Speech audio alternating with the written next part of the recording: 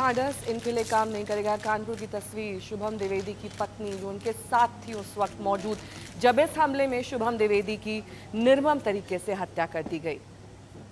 कुछ ही महीने पहले शुभम की शादी हुई थी और ये जोड़ा पहलगाम गया था घूमने के लिए। अब सिर्फ पत्नी वापस आई हैं दर्द के साथ। तो पहलगाम के आतंकी हमले में मारे गए परिवारों की कहानी आपको भावुक कर देने वाली है, क्योंकि कानपुर के शुभम द्विवेदी अपने घर के इकलौते चिराग थे। 2 महीने पहले उनकी शादी हुई थी। पत्नी ईशान्या की आंखों के सामने आतंकियों ने धर्म पूछकर शुभम के सिर में गोली मार दी। कानपुर के चकेरी थाना क्षेत्र में शुभम द्विवेदी का परिवार रहता है। 3 पीढ़ियों से शुभम के परिवार का सीमेंट का कारोबार है। और मैं और शुभम बैठ के मैगी खाने जा रहे थे। शाम भी मेरी बहन थोड़ा दूर बैठी थी और पापा मेरे वॉशरूम में थे। उतनी देर में एक बंदा पीछे से आया और उसने गोली साइड में रख के उससे पूछा, हिंदू है कि मुसलमान? मुसलमान है तो पहले कलमा पढ़ के दिखा। जैसे हमें पता ही नहीं, हम पीछे पलट के देखे हो क्या रहा है। हम उसकी तरफ स्माइल करके पूछे, भैया क्या हुआ? कह रहे हिंदू है मुसलमान। मैंने कहा हिंदू, मार दिया। पहली गन उसी पे चलाई। उसके बाद 70 लोगों को मार दिया। क्यों मार दिया? हिंदू मुसलमान करके हुए बंदे को मार।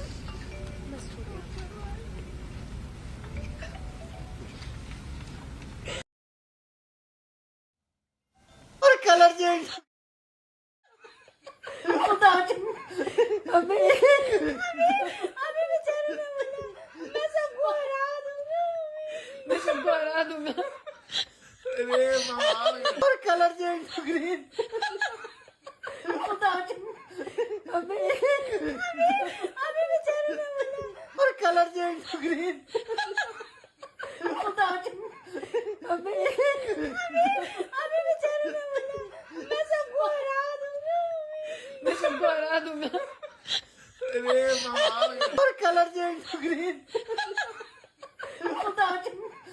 अबे बेचारे ने बोला मैं सबको चावला मेरे सहयोगी जुड़ गए हैं कानपुर से। शुभम द्विवेदी के घर से सिमर, आंखें पथरा जाएंगी, आंसू थमेंगे नहीं, लेकिन शुभम का इंतजार इस परिवार के लिए हमेशा कचोटता रहेगा। जिस परिवार ने हंसते खेलते शुभम को भेजा था, आज उसकी लाश वापस लौटी है। शुभम कभी वापस नहीं आएगा और ये गमज़दा परिवार हमेशा इस बात को कोसता रहेगा कि आखिरकार पहलगाम गए ही क्यों थे।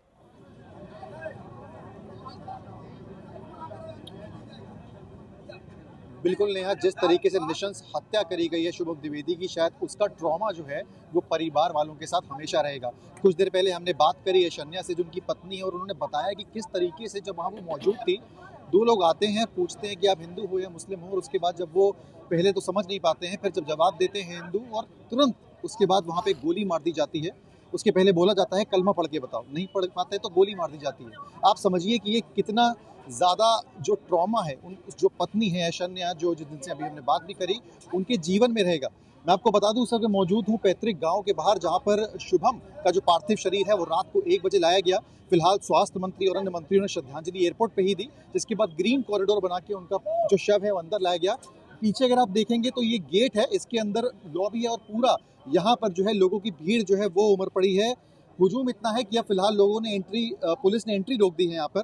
फिलहाल अगर आप देखेंगे तो पुलिस की मौजूदगी भी इसलिए बढ़ा दी गई है क्योंकि बस कुछ ही क्षणों में यहाँ पर मुख्यमंत्री योगी आदित्यनाथ खुद श्रद्धांजलि देने शुभम के परिवार को यहाँ पर आएंगे और यहाँ पर उनसे मिलेंगे, अपनी संवेदना व्यक्त करेंगे। मैं आपको बता दूं कि एक अपने आप में आना और श्रद्धांजलि देना ये एक कड़ा मैसेज है उत्तर प्रदेश मुख्यमंत्री योगी आदित्यनाथ के नाम पे। पीछे आप देखेंगे यहाँ पर जो एनएसजी कमांडोज है बाकायदा वो यहाँ पर आ गए हैं और यहाँ पर कुछ ही देर में मुख्यमंत्री आएंगे। मैसेजिंग की बात है, लेकिन मैं आपको बताऊं कि जिस तरीके से ये पूरा इंसिडेंट हुआ, उस तरीके से जो ट्रॉमा है परिवार के साथ वो शायद लंबे समय तक रहेगा। हमने बात करी तो उन्होंने डिमांड करी कि हम चाहते हैं कि सख्त से सख्त कार्रवाई इन आतंकियों के साथ होने पाए, ताकि वो आने वाले समय में याद रखें और किसी और परिवार के साथ ऐसा ना होने पाए। पीछे अगर आप मेरे देखेंगे तो ये गांव के बाहर का माहौल है और लोगों की भीड़ जो है वो जमा होना शुरू हो गई है श्रद्धांजलि देने के लिए शुभम को। जिस तरीके की हत्या है शायद पूरे देश को जोड़ने का काम किया है और पूरे देश में और पूरे इलाके में फिलहाल रोष का माहौल है।